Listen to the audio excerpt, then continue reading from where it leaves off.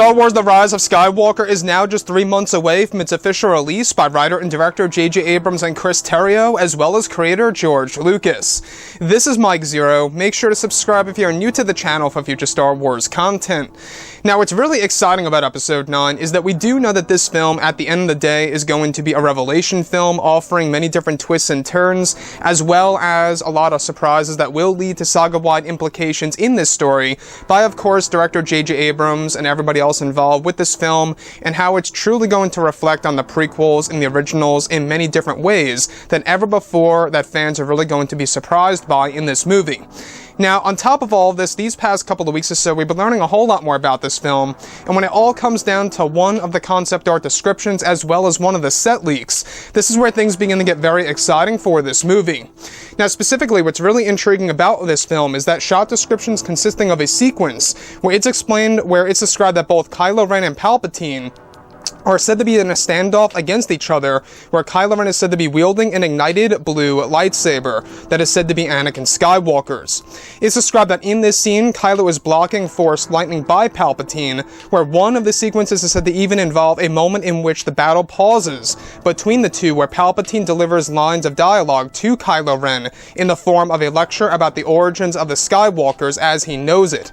It's said that Palpatine begins to tell Kylo Ren the history of the Skywalkers dating back to the ancient times, and the origin of the name, where one of the scenes that Ian McDiarmid filmed on set over in Cardington even involved a line of dialogue to Adam Driver, revolving around Ian stating that he is the one who made the Skywalkers for the past decades, possible that in a way that you can call me a Skywalker.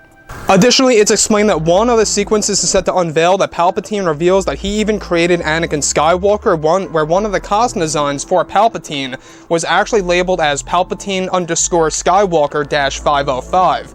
Where the sequence is said to reflect on one of George Lucas's original ideas for one of the original scenes for Episode 3, where Palpatine would reveal to Anakin that he, in a way, was his father and is considered the creator of the Skywalker bloodline, as we know it, that started with Shmi Skywalker, and that Palpatine in The Rise of Skywalker reveals that he created a brand new bloodline that would outperform his failed creation. So let's go over a couple of parts about this. Now, we do know that J.J. Abrams wants to create a Star Wars film that's truly going to reshape history. Now, we are talking about how it's going to change how we look at the past 8 Star Wars movies and everything that comes before that and everything in between. So not only is that very ambitious of J.J. Abrams to do, but it's also a way for J.J. in order to create a very original, and I guess you could say very authentic Star Wars movie by introducing all these different and new ideas that the fans would have never expected to see in a Star Wars film by Disney and Lucasfilm. Now, these by far are the biggest hints of all about Palpatine actually being a Skywalker himself and the creator of the Skywalker bloodline, which could definitely fall directly in line with one of the meanings of the overall title, The Rise of Skywalker. Now, in case you guys did not know, J.J. Abrams confirmed at D23 and Star Wars Celebration that there are over 3 different meanings of the actual title of The Rise of Skywalker, and one of them is actually said to really just kind of change our perception on everything related to one of the key characters in, of course, the Skywalker saga that's actually considered a legacy character. And without a doubt, that all has to do with Palpatine himself, right? So when we look at this particular scene, it's described that Ian McDiarmid delivered lines of dialogue to Kylo Ren about how he is indeed the creator of the Skywalker bloodline as you know it, and that he in a way can call himself a Skywalker. These are the lines of dialogue that were delivered between Ian and Adam Driver on set over in Cardington some months ago. Now, what I like about this in a way is that this is, of course, borrowing elements from George Lucas and his original idea from, of course, Episode 3, Revenge of the Sith. You guys may recall that in the original script, Palpatine considered himself a Skywalker since he was actually the creator of it all, and reveals to Anakin that he, in a way, is indeed his father. So you can really see what they're trying to do here, the fact that it all started with Shmi, that he made Anakin Skywalker possible through Shmi, and adopted the Skywalker title through the ancient times that's actually adopted from the first Skywalker from during the Old Republic era or even before that era.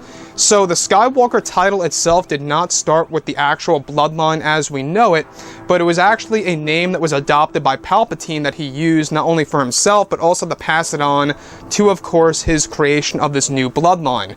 Now, apart from all of that, this new bloodline after the Skywalkers could very well have something to do with Rey's parents and or the character of Rey herself. That falls directly in line with the leaks that we have been going over, that Rey is going to be the granddaughter of Palpatine and is also going to be connected to the Skywalker bloodline in a specific and unique way.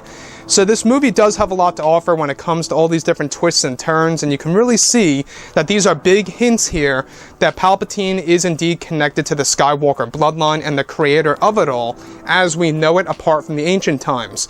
So, on top of all this, we do know that J.J. Abrams wants to create a lot of reveals in this movie that's really going to outperform the I am your father moment from The Empire Strikes Back. And that, to me, I think is going to be a very hard task to complete, as long as this is done in a very unique way. I think a lot of fans are really going to respect it for what it is. So anyways, guys, drop a comment below. Let me know what you think about all of this in the comments. And if you guys did enjoy the content for today, do make sure to drop a thumbs up on this video to support the channel. I thank you all so very much for the kind support, and I'll catch you guys next time.